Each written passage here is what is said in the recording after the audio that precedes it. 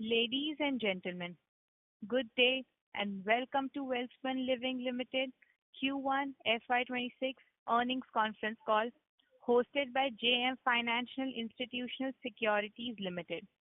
As a reminder, all participant lines will be in the listen-only mode and there will be an opportunity for you to ask questions after the presentation concludes. Should you need assistance during this conference call, please signal an operator by pressing star, then zero on your touch-tone phone. Please note that this call is being recorded. With this, I now hand the conference over to Mr. Ashutosh Somani. Thank you and over to you, sir. Thanks, operator, and welcome everyone to the call. I will first thank Welspun Living for giving JM Financial the opportunity to host today's call. Without much ado, I'll hand over the call to Mr. Salil Bawa, Head Investor Relations, Welspun Group, to introduce the management. Over to you, Salil. Thank you, Ashutosh, and good evening to all of you. On behalf of Welspun Living Limited, I welcome all of you to the company's Q1 FY2026 earnings call. Along with me, we have with us today Ms. Dipali Goenka, Managing Director and CEO, Welspun Living, Mr. Sanjay Gupta, Chief Financial Officer. We hope you have had a chance to review the investor presentation that was filed with the exchanges today. The presentation is also available on our website. During today's discussion, we may be making references to this presentation. We'll request you to kindly review the safe harbor statement in our presentation. As usual, we will start the forum with opening remarks by the leadership team. Post that, we will open the floor for any questions. Once the call gets over, should you have any further queries, please feel free to connect with any one of us. With that, I would now like to hand over the floor to Ms. Dipali Goenka, Managing Director and CEO, Welspun Living. Over to you, ma'am. Thank you, Salil. Good evening, everyone, and thank you for joining us today for Welspun Living's Q1 FY26 earnings call. We continue to navigate a world shaped by shifting global trade dynamics, evolving consumer sentiment, and persistent tariff uncertainties. Resilience and adaptability remain central to our strategy as we manage near-term challenges while preparing for emerging opportunities. The implementation of reciprocal tariffs between US and India has created unpredictability in trade flows, impacting retailer and overall market sentiment and order patterns. While this poses short-term pressure, we believe it will drive structural realignment in global sourcing over the medium to long term. We continue to engage closely with our customers to navigate this transition smoothly. The US-India bilateral trade agreement remains under discussion, and we remain hopeful that a constructive policy resolution will restore clarity and stability in trade relations. Meanwhile, the India-UK Free Trade Landmark Agreement is expected to provide a strong impetus to India's textile exports, further strengthening our market position. With tariff barriers eliminated in home textiles from 12% earlier, Indian textile and apparel exports are well positioned to scale significantly in the UK market. Strategic product diversification, particularly in the underrepresented segments, can help maximize the benefits under this agreement. Decisions around India, EU interim FTA finalization is also a step in the positive direction for India. Highlights of the quarter gone by. The first quarter of FY26 was marked by uncertain global trade flow. Consolidated revenue declined 11.6% Y-on-Y to 2,289 crores and EBITDA margin at 11.1%. This was primarily driven by softness in export business as reciprocal tariff implementation and uncertainty around timeliness created an overhang in the market. Both retailers and suppliers, including us, adopted a cautious stance impacting volumes with retailers, inventory levels witnessing gradual correction. Core exports. Our core home textile export revenue declined 11.8% Y-on-Y to 1,885 crores As uncertainty around trade policy continues, consumers could remain cautious and increasingly selective in their discretionary spending. Recently, the US data indicates retail sales fell for the second straight month in May, while inflation accelerated to 2.7% in June, highest level since February, driven partly by tariff-induced cost increases further weighing on consumer demand. India continues to be the leading supplier of terry towels and bed sheets to the United States, holding a dominant market share of 45% and 59% respectively. As per Texa data for the 12 months ending May 2025, innovation continues to be at the heart of our strategy, contributing 27% to the revenues this quarter. High potential segments such as pillows, utility, and fashion bedding remain focus areas. Our Ohio pillow plant continues to ramp up efficiently, with capacity utilization reaching to 47%, positioning us strongly to capitalize on emerging growth opportunities within the broader sleep ecosystem. We are witnessing strong momentum with increased traction among retailers and greater shelf presence, strengthening our visibility and competitive positioning in the category, and expect to nearly double our pillow business in this year, as against $15 million in the previous year. We are further strengthening our pillow manufacturing capacity in US with setting up of a new pillow plant at Nevada to supply to customers in the West Coast. The board has approved today an investment of $13 million, 112 crores, to set up a pillow and TOB facility at Nevada with an annual capacity of 10.8 million pillows in 2-shift operations. The plant is expected to be operational in Q4 and would contribute additional pillow revenues of over $60 million at full capacity utilization. We are also actively pursuing geographic diversification and expand our presence in other key regions, including the UK, EU, GCC, ANZ, Japan. Our revenue share from the market outside of US has gone up to 40%. As global trade realigns, we remain optimistic about reinforcing our core leadership while scaling emerging categories through integrated portfolio play and scalable manufacturing. Emerging businesses. Our emerging businesses, including domestic consumer, global brands, advanced textiles, and flooring, continue to contribute 30% to our overall revenues. Branded businesses account for 18% of our total revenue, underscoring a strategic focus on building strong brands. Licensed global brands like Martha Stewart and Disney Home continue to strengthen our shelf presence with key retailers and open up new avenues. Christie continued to build on its premium positioning, growing in UK and US markets alongside deepening offline presence. Implementation of India-UK FTA further strengthens opportunity with our own and licensed brands to deepen penetration and expand distribution network alongside foraying into category expansion. I will now take you through the emerging business segments in more detail. Domestic retail. In line with our anticipation of a rebound in consumption, we witnessed visible green shoots in retail activity during the quarter. Our domestic consumer business grew about 10% Y-on-Y to 134 crores, reflecting improving consumer sentiment. According to the RBI, private consumption remains healthy with a gradual rise in discretionary spending.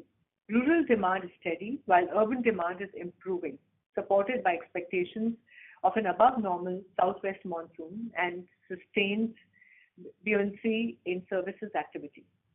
Additionally, CPI inflation moderated to a nearly 6-year low of 3.2% in April 2025, led by a continued decline in food inflation, which should further support consumption trends. We remain focused on strengthening our leadership position in the Indian market by leveraging our global expertise to offer differentiated products and superior brand experiences. The organized home textiles market is expected to outpace overall market growth at a 9.3% CAGR. Brand Welspun continues to play across affordable and aspiration segments, driving the shift from unorganized to organized retail, and grew at a strong 15% in Q1 FY26. Our B2C business performance has been improving over the past 2 to 3 quarters, growing robust 16% Y-on-Y further strengthening our brand play. During the quarter, we added 3 new FOCO stores, taking the total count of EBOs to 48. On domestic flooring front, we witnessed a robust performance, growing 26% Y-on-Y. In Q1 FY26, on the back of strong growth in residential and hospitality segments, the business is inching towards EBITDA break-even. We have deepened extraction with existing dealers and added new partnerships into top-tier global accounts. As India's housing market expands, supported by higher GDP, urbanization, and a preference for premium offerings, demand for innovative and quality flooring solutions is expected to accelerate. Flooring. Overall, flooring segment clocked a revenue of 194 crores, 15% degrowth Y-on-Y in Q1 FY26. Challenges in the global flooring business were further accelerated as tariff overhang led to order holds and subdued demand. However, strategically, we remain focused on deepening our presence in U.S. home improvement and OEM channels, forging strategic partnerships across Middle East and ANZ, and leveraging the UK FTA to drive regional diversification and long-term growth. In advanced textile business, our revenues declined by 11.6%, Y-on-Y to 117 crores in Q1 FY26, impacted by a broader slowdown in U.S. customer offtake and tariff-related headwinds. We view this as a temporary blip amidst global trade uncertainties and remain confident in the long-term growth potential for this business. Supported by strong customer partnerships, leveraging our innovation capabilities with a focused strategy to shifting towards offering value-added differentiated products in global markets. ESG remains a strategic differentiator for us. Our journey towards 100% renewable energy and 100% sustainable cotton by 2030 continues with commissioning of a 18 megawatt solar plant at Vapi and a 4 megawatt plant at Hyderabad this quarter. Additionally, we are targeting 47 megawatts of round-the-clock green power by year-end. Looking ahead, we expect Q2 to remain challenging with sustained pressure on both top line and bottom line. Given the continued uncertainty around tariffs and trade policies, we are closely monitoring the evolving landscape. Our priorities remain on prudent cost management, operational agility, and deeper customer alignment to navigate these headwinds effectively. At the same time, we are strengthening the foundation for future growth. With this, I would now like to hand over to Sanjay to take you through the detailed financial performance for the quarter. Thank you, Deepali, and greetings everyone. I will take you through a brief overview of our financial performance for Q1 financial year 26 before we open the floor for questions. During Q1 financial year 26, we reported consolidated quarterly revenue of 2,289 crores, down by 11.6% year-on-year. Our EBITDA margin for Q1 of financial year 26 stood at 11.1%, down by 409 basis points year-on-year. Our margin compression is primarily driven by operating deleverage arising from lower volumes. In response, we have adopted a conservative stance, intensifying our cost optimization initiatives across businesses to ensure continued operational efficiency without compromising on our serviceability and quality. Profit after tax after minority interest for the quarter is at 88 crore rupees, down 52.8% year-on-year. Consequently, our consolidated EPS for Q1 stood at 0.92 rupees per share, down 52.3% year-on-year. On the forex front, our average exchange realization for the US dollar during Q1 was 85.09 compared to 84.05 in the corresponding quarter last year. We have focused on strengthening our balance sheet. Net debt stood at 1,401 crore versus 1,603 crore last quarter, lower by 202 crore, and versus 1,562 crore last year, same quarter, lower by 161 crore. Our cash conversion cycle has improved, reflecting better working capital management. During the quarter, we have incurred a capex of 83 crore rupees out of 200 crore guided earlier in the Q4 towards various capital expenditures. The board has further approved a capex of $13 million, which is about 112 crore rupees, towards setting up a kilo and TOV facility at Nevada, USA for the year. Segmental results, Q1 financial year 26, core business home textile revenues stood at 1,885 crores, down by 11.8% year-on-year, and an EBITDA at 12.6% compared to 16.9% last year. During Q1 financial year 26, revenues from flooring business was 194 crores, down by 15%. EBITDA is at rupees 16 crore, which is 8.4% as compared to 9.2% last year. However, domestic consumer business has shown resilience with 9.5% year-on-year. With this, I will now leave the floor open for question and answers. Thank you. Thank you very much. We will now begin the question and answer session. Anyone who wishes to ask a question may press star and one on the touchtone telephone. If you wish to remove yourself from the question queue, you may press star and two. Participants are requested to use handsets while asking a question.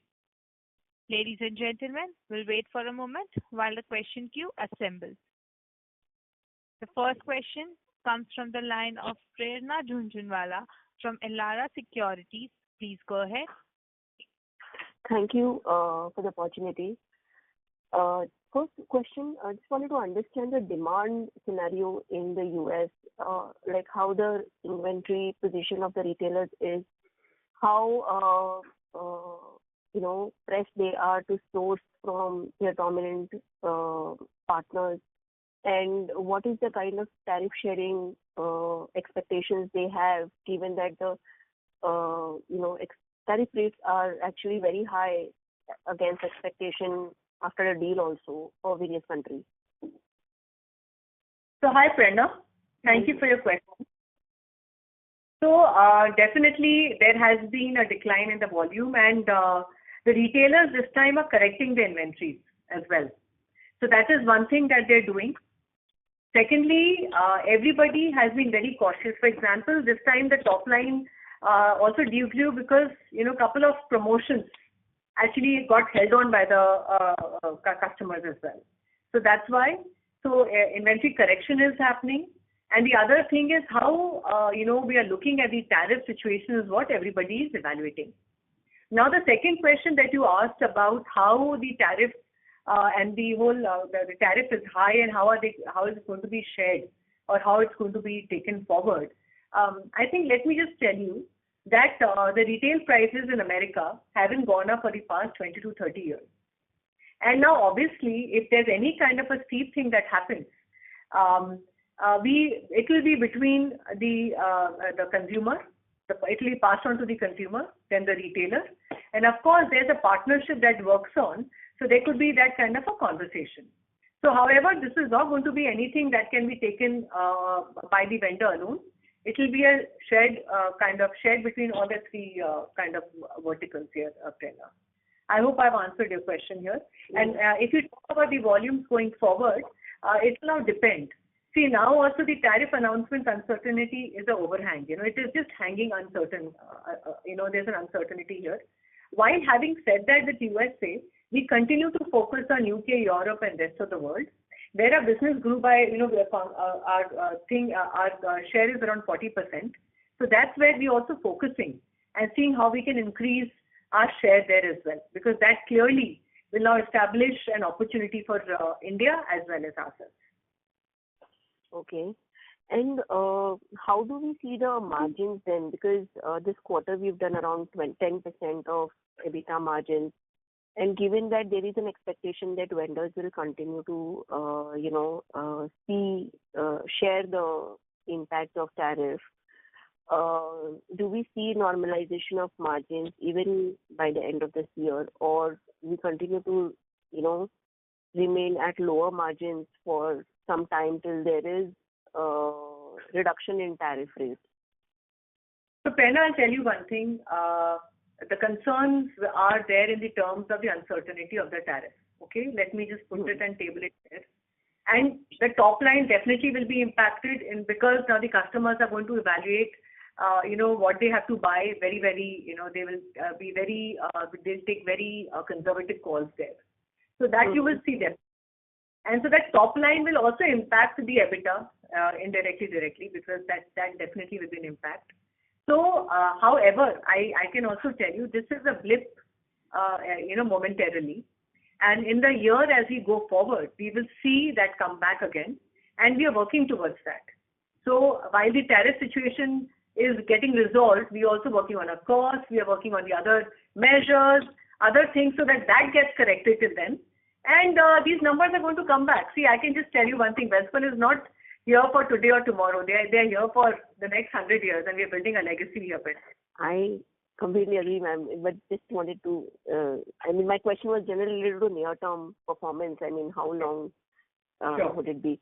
So, ma'am, second question on with respect to profitability, which I asked you.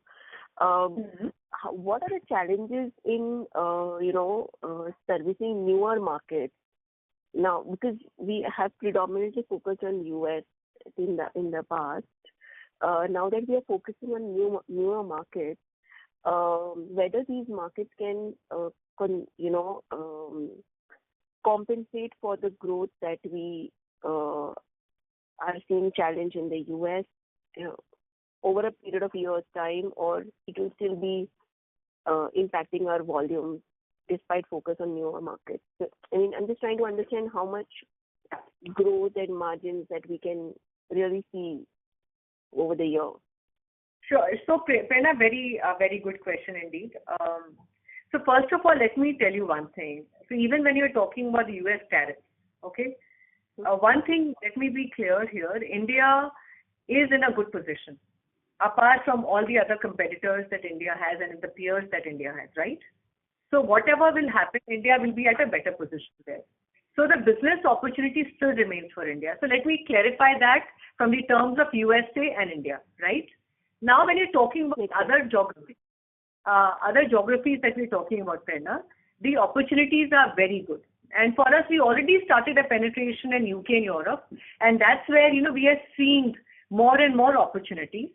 And Japan again is emerging as well. So it is a re-emerging economy. Let me tell you that.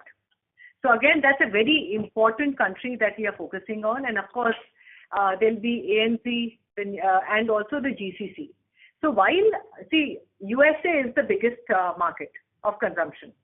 Let me be very clear. Let me not make any qualms about that.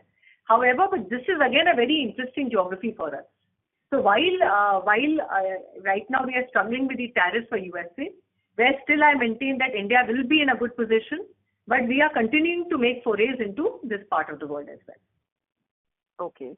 And what will be the revenue share of US in our emerging business, or advanced material and other businesses? Not so I think we don't disclose anything, but I'll tell you one thing. Advanced textile, of course, America is a good market. So is Europe and UK and rest of the world as well. Yes, this time we got a little blip from the top line in the advanced textile as well, and also flooring, owing to the concerns about the whole tariff offtakes as well. So yes, that's an overhang on the tariffs as well. Yeah. Okay, understood, ma'am. Ma'am, I'll come back to the question queue for any further questions. Thank you, and all the best in the challenging situation. Thank you, Prerna. Thank you so much. Thank you. The next question comes from the line of Dipali Kumari from Arihant Capital. Please go ahead. Thank you for the opportunity. I just have few questions, like the company has lowered its net debt compared to the previous year. So what is the internal benchmark or target for FY2026? Should we anticipate any additional prepayment? Hi, Dipali. So we have given a direction for our net debt, which will be in the range of about 1,300 to 1,400 crores for financial year 26. We have done quite well in first quarter itself, and we have reached 1,400 crores. So definitely we would try to top our guidance in this regard. Okay. And like one more question, like your wet wipe segment have done good from last quarter, but it is only 24% of capacity utilization, even though you have 100 million of tax capacity.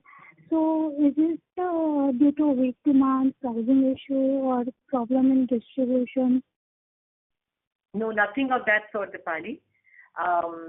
The thing here is that, with the US, where we had an opportunity, where that's the reason the business, people were just anticipating and they're holding on for the tariff.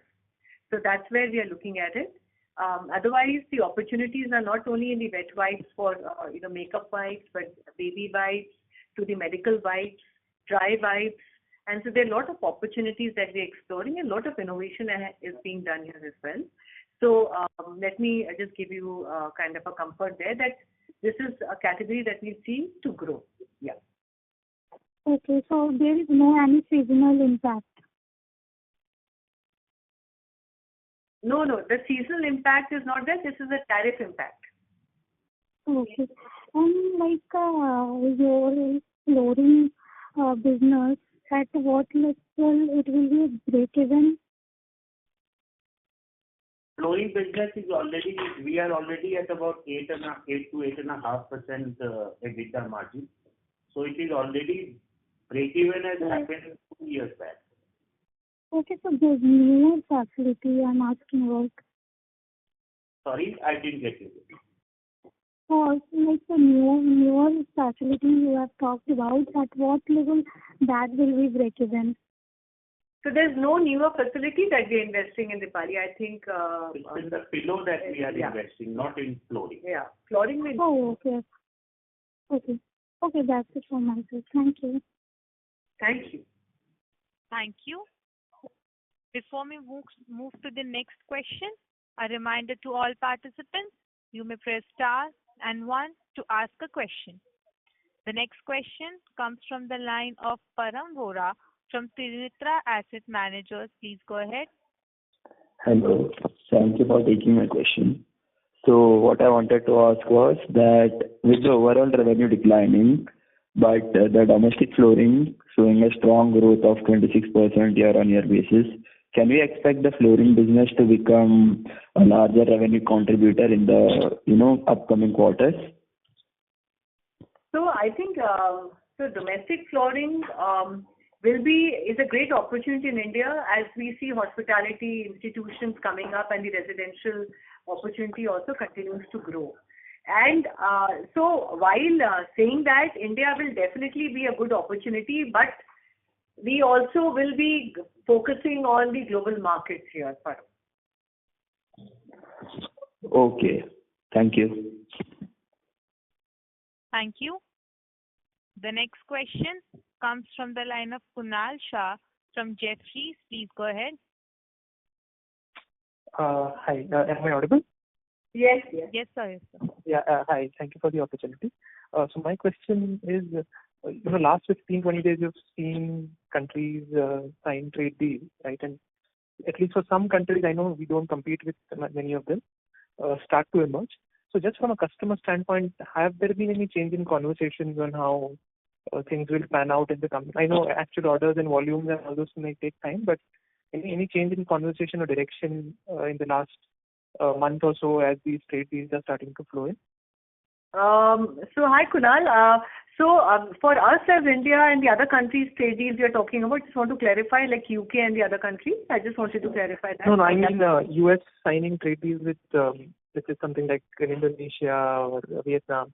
I know we don't compete with them, but just from a customer conversation standpoint, any change or any anticipation that they have at their end on what's the next step from their side?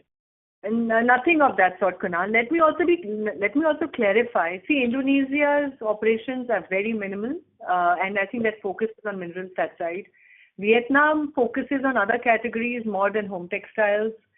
So that again is a perspective that let me just clarify as well. So India continues to be a very strong sourcing arm. And definitely we will see how the tariffs pan out. But India will continue to be a very strong sourcing country for them. Understood. So it would be fair to say, let's say half of the issue is also the category itself being weak and the rest of the destocking. the category weakness is also evident in the branded piece, which has also declined for you. That would be a fair understanding, right? Yes, Kunal. Because see, I'll tell you one thing. They are looking at their stocks. They're looking at that as an evaluation. Then the tariff overhang is one thing, and the other thing also as you go forward is again the economy might also be something that we will see a little slower. Understood. That's clear. And second bit is on the UK side. Any early interest that you are seeing which you can tap in the next 1 year or so? I mean, any large customers that you're looking at? I can understand you can't share the name, but any incremental interest that can help build those revenues out in the next year or two? The answer is yes. Absolutely. Those conversations have started and very positive feedback for sure. Understood. Yeah. That's all from my side. Thank you. Thank you, Kunal. Thank you so much. Thank you. Thank you. The next question comes from the line of Roshan from B&K Securities. Please go ahead. Yeah, good evening. Thanks a lot for the opportunity. I just wanted to understand when is the new Pillow facility likely to be operational? It will start by Q4 of this year in Nevada. Okay. Yeah. Okay, understand. And by when do you expect to reach the optimum utilization level? You see, it takes at least 6 months to 8 months to reach the optimum. Yeah, the second year will be the optimum optimization that you will start seeing, because it takes that much time to scale up as well, right? Because every capacity can do around 10 to 12 million units of pillows. Right, understood. And given what is the outlook on the festive season in the international markets? Because probably from Q2 your exports starts happening for the festive season. So what is the outlook over there? How are the buyers behaving? What is the overall mood? Maybe if you can help me understand that. So this year it'll see every year Q2 comparatively to the Q1 is a little better. So that is the trend we will also witness. Now to that extent of what it will be in the terms of kind of a better off than the previous years, that is not something I will be able to say. But yes, it will be better than this year as well, this quarter as well. Understood. Thank you. Thank you so much. Thank you. Thank you. Before we proceed with the next question, a reminder to all participants, you may press star and 1 to ask a question. The next question comes from the line of Bhavin Chheda from Enam Holdings. Please go ahead. Yeah, good evening. I wanted to understand from the presentation what do you mean by effective capacity versus installed capacity? In pillow, you mean? Pillow also and flooring also, because we keep on showing 2 numbers. Yeah. So flooring we have built the capacity for 24 million meters, but we have operational 18 million. So there are some balancing equipment which we will have to set up at a very low capex, which will enhance the capacity as it may be needed. Yeah. For the pillow as well, the whole capacity is for the 2 shift operations. And also there are some automations which are still to come in. And so as they become operational, we will start reporting those. Currently it is only single shift operation. And there are another 20 to 30% automation still pending. So, since we have also announced the new facility in Pillow, so I am assuming this you will be ramping up first to the installed level, or there would remain a bottleneck to ramp this up? No. That will, let me just explain the whole way that the pillow works and the pillow plants work in America. See, since it is logistically very, it's very heavy and cumbersome, so it is focused on that same zone. So now when we are in Ohio, it focuses on the East Coast, And that's where the distribution will happen with the DCs of the various retailers, right? And when the West Coast comes in, it's focused on the retailers on the West Coast, like the hospitality and the other major retailers as well. So that's the way it works, and that suffices that zone as well. So that's the way we work on actually. So that's the way the pillow works in America. Sure, ma'am. So I should understand, so this pillow facility, though we are saying install 13.5 and effective 4.7 million PCs, there would be some automation and maybe double shift capacity you mentioned. You also mentioned that each line normally is capable of doing 10 million pillows. So as and when the demand situation improves in East Coast of USA, this would be reaching volumes of closer to 10 million pieces, right? Yes. ORS facility? Yes. Yes.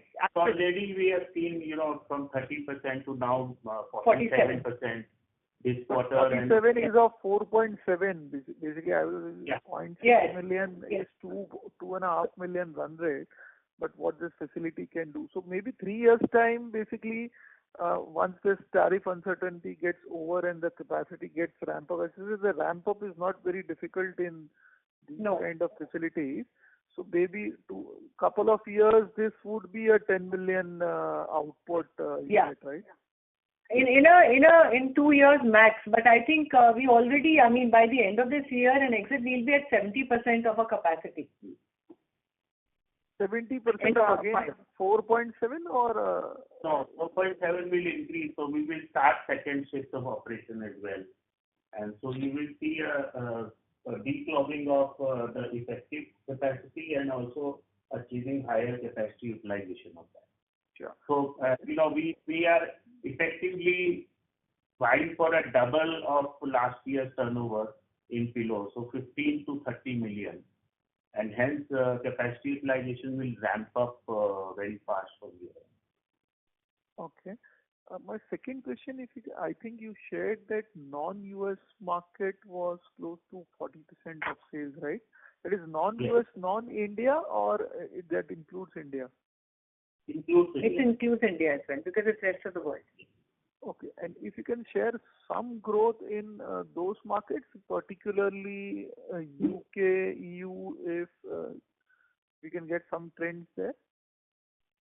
So I think we can just give you a consolidated perspective right now, and I think this will continue to increase as a share and as the tariff, opportunity the agreements open up for India.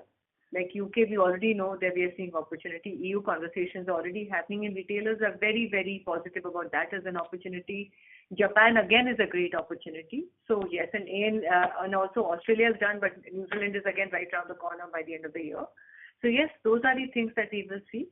So I can just give you that perspective at the moment. Okay, thank you. Thank you. Thank you. The next question comes from the line of Tanish from Antique Stock Broking. Please go ahead. Thanks for the opportunity. Can you share the US and UK and EU revenues in terms of total revenue for this quarter?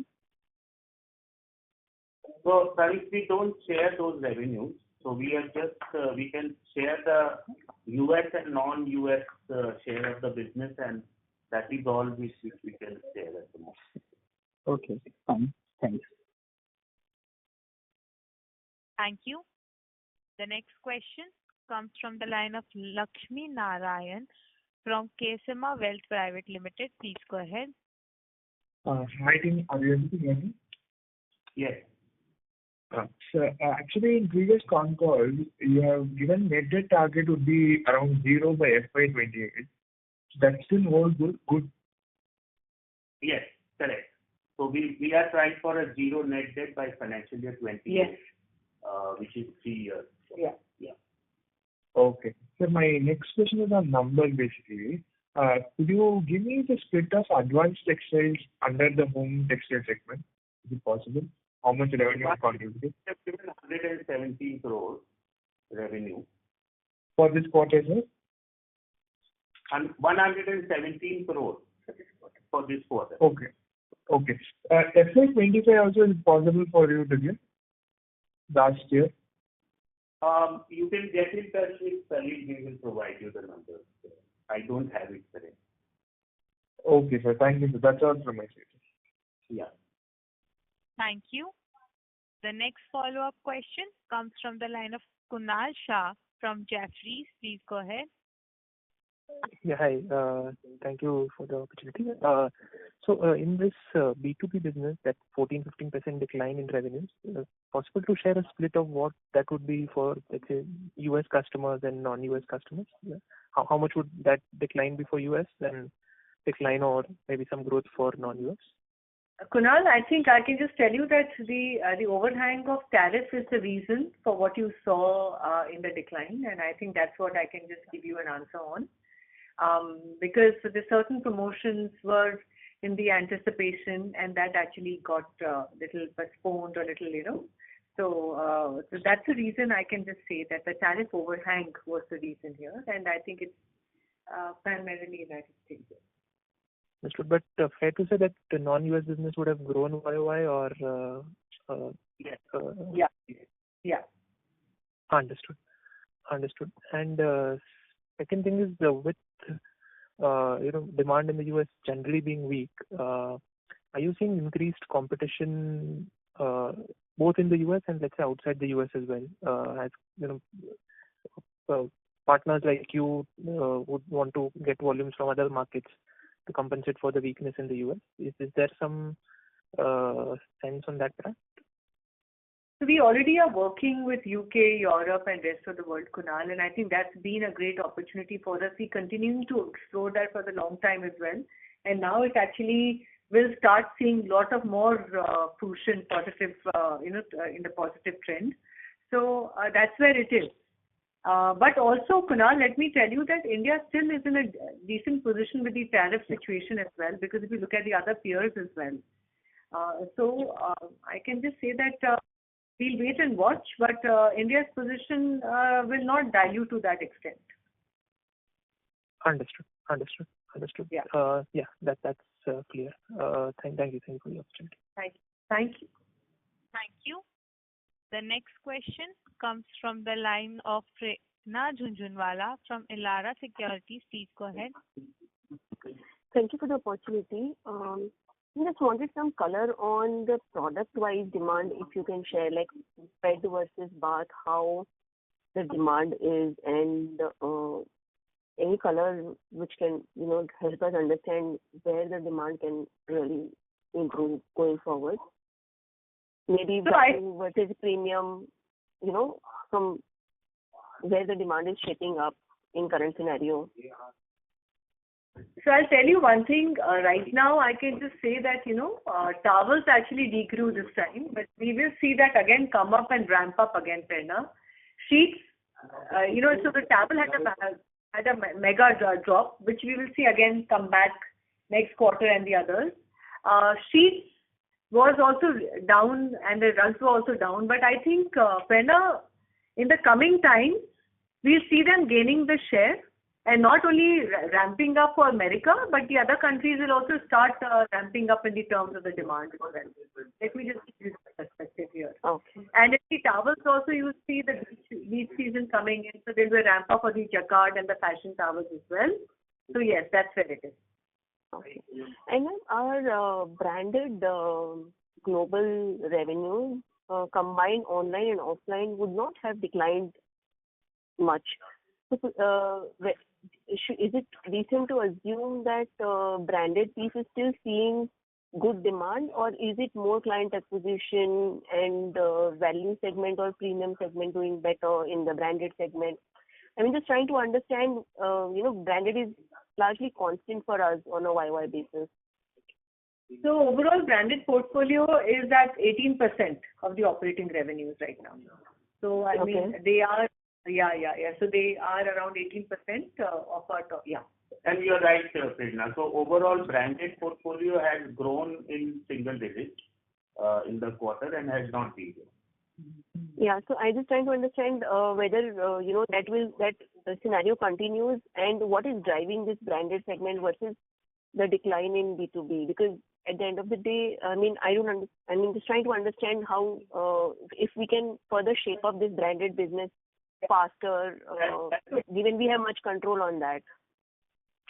So here actually, Prerna, because these are all brands like Creative Collabs and the others, so they are specific programs that come in and which we launch, and that actually does well in these times. And more so, Christie is continuing to grow as well. So yes, that's where we are seeing a contribution of the branded share not getting diluted comparatively globally. And as we had informed last quarter as well, so and we are informing this quarter as well. So there is a visible stock correction by the retailers because of overhang of the tariff. And hence, though the demand at the customer end has not gone down to that extent, the buying has. And hence you see it to be a lower volume rather in the branded segment it is remaining for. Understood. So this is really helpful. Thank you and all the best once again. Thank you. Thank you. Thank you. Thank you. Ladies and gentlemen, we'll take this as the last question for today. I would now like to hand the conference over to Ms. Dipali Goenka for closing comments. Thank you. So as we close Q1 and look ahead, it is clear that FY26 has begun amidst significant external headwinds. The implementation of reciprocal tariffs has added layers of complexity to an already dynamic global trade environment. While near-term volatility is inevitable, we see this period as one that will separate the resilience from the rest.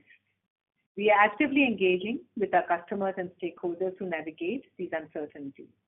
At the same time, we remain focused on what is within our control, driving operational efficiency, optimizing costs, and staying close to market shifts to respond with agility. The India-UK Free Trade Agreement, once fully implemented, holds strong promise for expanding our reach and competitiveness in the UK market.